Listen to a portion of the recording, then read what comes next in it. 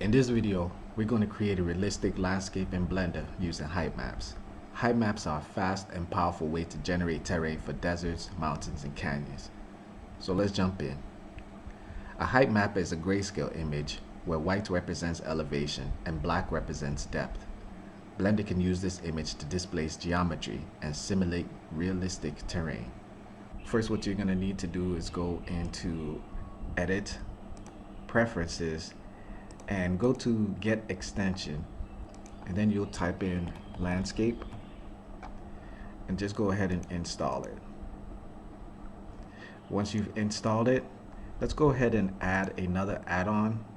So go into add-ons and activate the node wrangler, and then you'll see what we do with this. I already have it installed as well.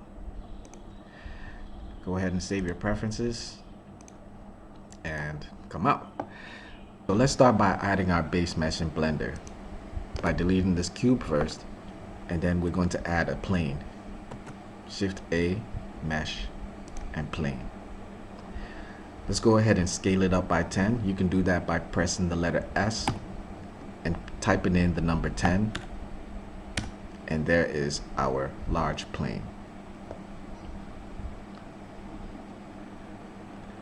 So to displace the terrain, we're going to need to subdivide this. Want to see how your subdivisions look? The way to do that is go into this top area and hit wireframe, and then we'll be able to see the magic that happens. So let's add a subdivision modifier. We'll come to add modifiers, type in subdivision, and we'll get this interesting shape. But let's go ahead and plug in these numbers, 6 for the level viewport and 8 for render, and turn it into simple. We'll go ahead and apply the modifier. Notice we have all these extra faces in here. Notice we have all these extra faces in here to give us the ability to create modifiers. For now, I'm going to delete this camera. Let's right click and shade smooth. Now we're going to add the displacement modifier. So come into our modifier, type in displace, and we have a displace modifier. Let's go ahead and call this height map. We want to go in and add the height map texture. So we'll click new, and now let's go into the texture. Make sure we have image or movie selected, and we'll click open and navigate to a height map image. This one I have. Is best to have one with high contrast than low contrast. This won't look so good. So let's select this one. This is a sand dune height map. Again, if you'd like to look for height maps, you could simply go into creating this. We can do desert height map, and you'll see different type of height maps in here to select. This may be a good one. Go ahead and save that. Now I'll open the image, and we'll see we have a lot of things going on over here. Let's go ahead and change our mapping coordinate, and let's change this to clip, and you'll see what happens in a moment.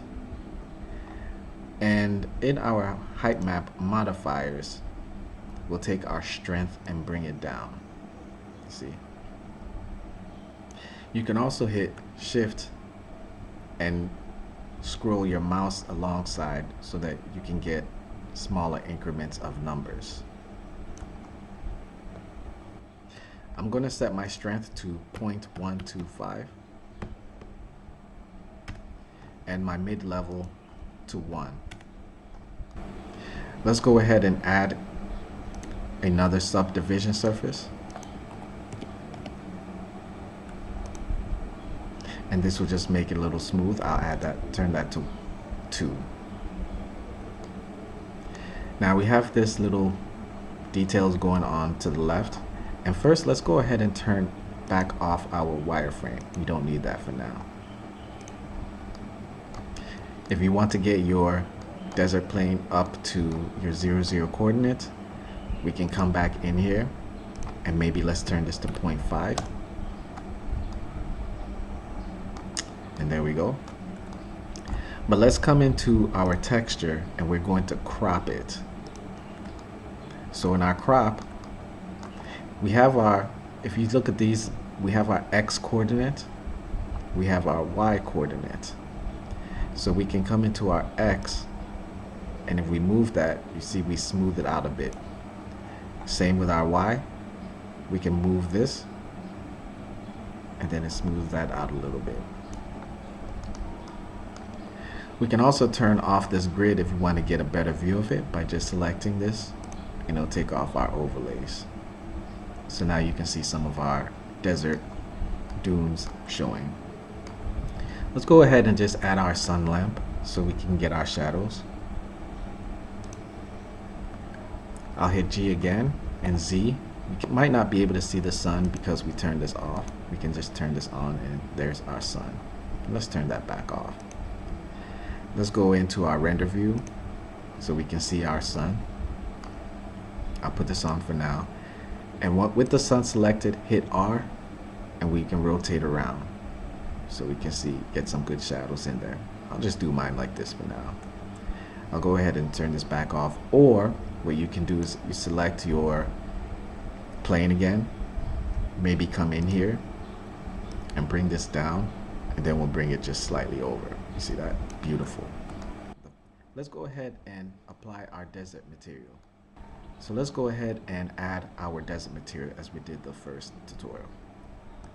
I'll expand our window, change this to shader editor, click new material, let's call that desert,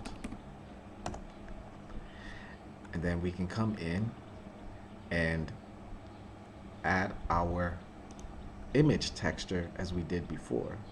Shift A and type in image. This is for our sand. We'll plug that into our color, open it, add our texture, and here's our sand again. Now our sand grains look very large. I'll come in, Control T, so I get my texture coordinates, and then I'll come into my scale, and in these two I'll increase them so that the sand grains are very much smaller. It's a little too shiny, so under principle I'll bring the roughness up, and now we have somewhat of our desert texture. And we'll come back into my sun and just bring the light up some more so we can get a better view of this. So this is how you create a desert scape using a height map. You can get all types of different features of a desert map depending on the height map you chose.